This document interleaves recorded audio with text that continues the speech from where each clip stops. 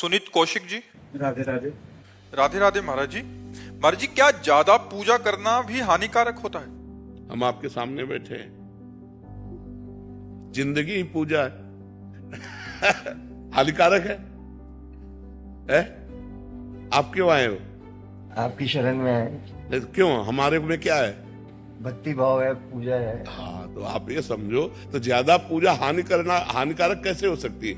हानिकारक पाप कर्म होता है, हानिकारक हिंसा होती है, हानिकारक बेविचार है, हानिकारक जुआ है, हानिकारक शराब है।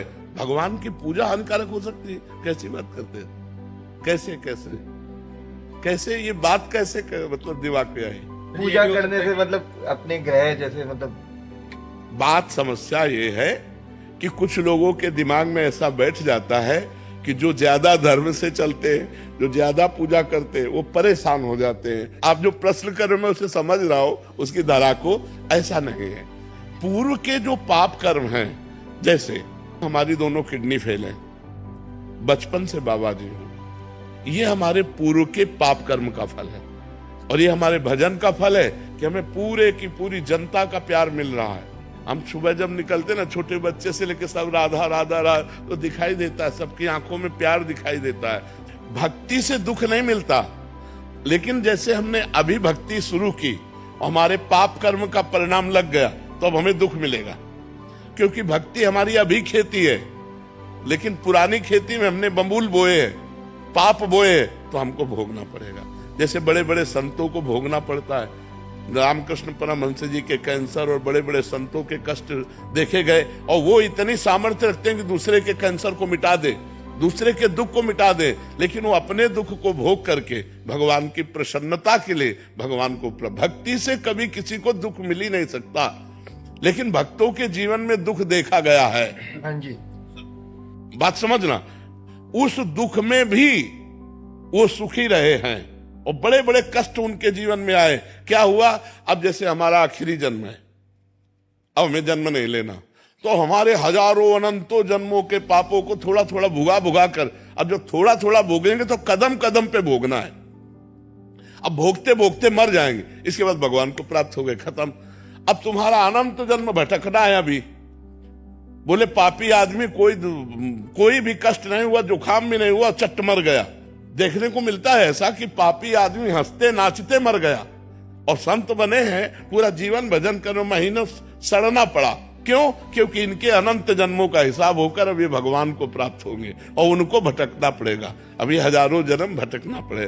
भक्ति से कभी किसी को परेशानी हो ही नहीं सकती। भक्ति कभी दुख, भगवान भला मंगल भवन है, उनका भजन, उनकी पूजा किसी को दुख दे सकती? उनकी पूजा तो दुखों का निवारण करती है। ये बात पक्की समझ लीजिए। नंदिनी जी दिल्ली से। राधे राधे महाराज जी। महाराज जी, हमें कैसे पता चले कि भगवान हमारे से प्रसन्न है? क्योंकि संसार में रह कर कोई ना कोई गलती तो बन ही जाती है महाराज जी। जब निरंतर भगवान का स्मरण हो, शास्त्र विरुद्ध आचरण न हो, कोई पापाचरण न हो, और संत समागम मिलता रहे, तो जान लेना चाहिए हमारे ऊपर भगवान बहुत प्रसन्न है।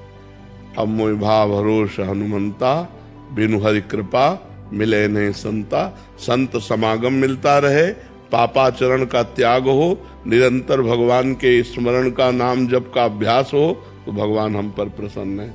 ये रुपया पैसा मिलना, नाना प्रकार की भोग सामग्री मिलना, नाना प्रकार का वैभव मिल जाना, ये पुण्यों का फल है, भगवान की कृपा का फल नहीं।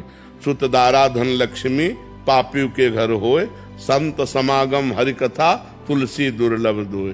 यदि संत समागम मिल रही, भगवान की कथा में रुचि हो रही, भगवान के नाम जप में रुचि हो रही है, तो हमारे ऊपर भगवान की कृपा है, भगवान हम पर प्रसन्न है। इसके अलावा हम भगवान की ओर प्रसन्नता को नहीं मानते।